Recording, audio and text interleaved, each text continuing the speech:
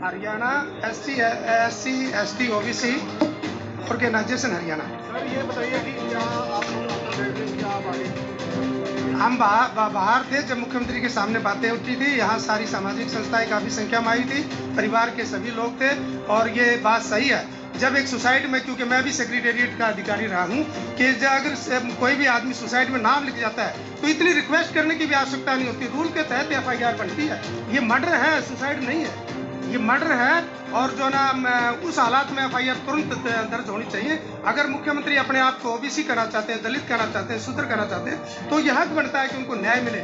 इतने बड़े ADGP level का आदमी एक IPS जो एक SP से जो उसको डराता है, ये दलितों की हालात है। आप देखते हो मैं सचिवालय में मांगी है वो न्याय मिले।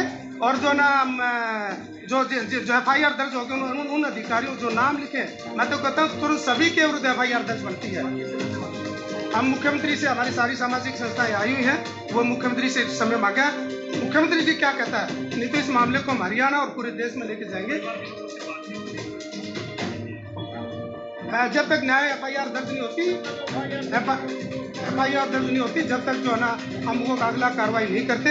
और मैं फिर आपके सारे साथियों से ये कहना चाहता हूँ कि जो सुसाइड नोट में जो नाम दिए जाते हैं वो ऑटोमेटिक FIR दर्ज करनी पड़ती है। लोकल जहाँ जाके जो है ना पुलिस जो है SP होता है, SHO होता है, उसमें एप्लीकेशन देने की भी आवश्यकता नहीं होती। तो क्यों नहीं हमारे साथ अन्याय हो रहा है? क्या दलितों के साथ इस प्रकार का भेदभाव हो रहा है? और नहीं, FIR तो जो प्रशासन में काम में बनता है, जो प्रशासन अधिकारी है, चीफ सेक्रेटरी है या होम सेक्रेटरी है, जो SP लोकल चंडीगढ़ में जो लोग हैं, उन्होंने खुद कर देना चाहिए। आज एक एप्लीकेशन भी अगर दे दी ट्रस्टी में तो FIR तुरंत करनी पड़ती है, किसी से पूछने की जरूरत नहीं है। लेकिन एक इतने बड़े अधिकारी के विरुद्ध FIR दर्ज नहीं हो रही तो आम आदमियों का क्या हाल होगा? इसलिए ये प्रताड़ना हमें जो ना लगातार हमारे अधिकारियों के साथ आप देखोगे कि हमारे जो लोग जो अधिकारी हैं उनको ठीक ढंग की पोस्टिंग नहीं दी जाती, उनको जो है प्रमोशन के समय चार्जशीट किया जाता है, हमारा बैकलॉग नहीं भरा जाता है। यानी जो दलितों के राइट्स हैं, मैं कहना चाहता हूँ कि दलितों के राइट्स आज जो है ना हमें 5-7% भी नहीं मिलता। हम आप ये आप देख सकते हैं कि एक ADGP लोग भी अपना न्याय मांग रहे हैं। ADGP ने भी जो है ना सुसाइड करना पड़ रहा है। हमारे जो छठे जो अधिकारी उनका क्या हाल, कर्मचारियों का क्या हाल है? आप दफ्तरों में जाके घूम के देखो, आप सारे सचिवालय में घूमते हैं तो सचिवालय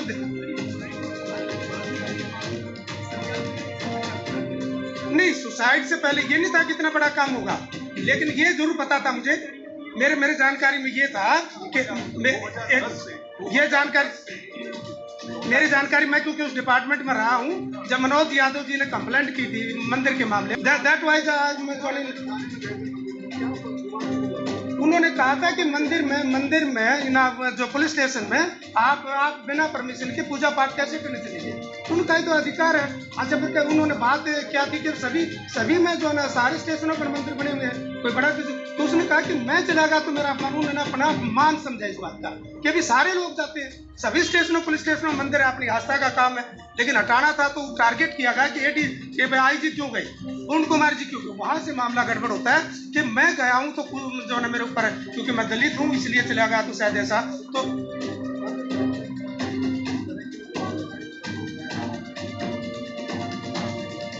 आप ADGP जो ना जिसके हाथ में न्याय मांगते हैं वही अगर सुसाइड करता है तो नेचुरल सी बात बनती है कि कहीं ना कहीं भय है, कहीं ना कोई गिरोह है।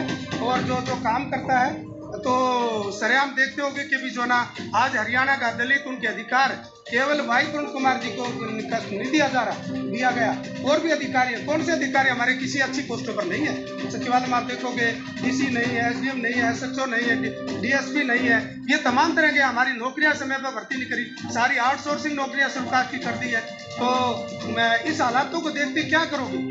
तो ये हमारी मांग आपके माध्यम से कि हमें न्याय मिले, हमारा हिस्सा मिले और इतना बड़ा अन्याय और किसी के साथ ना हो। और इस परिवार को खासकर हमारे जो क्रांतिकारी जो हमारे एक अधिकारी थे, केवल हमारे लिए नहीं थे, वो जहाँ जाते सबके लिए न्याय करते थे। ये जो लोग कहते केवल दलित तो नहीं, जहाँ जाते डिसिप्लिन हो जाता था और जो ना वो होना भी चाहिए।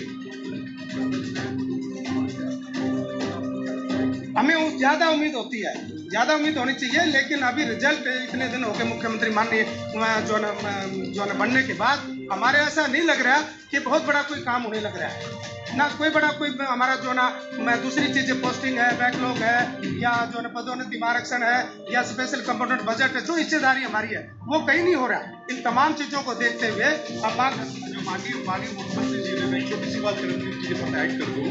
हमारे मुख्यमंत्री जी भी आए थे अपने दुख व्यक्त करने के लिए।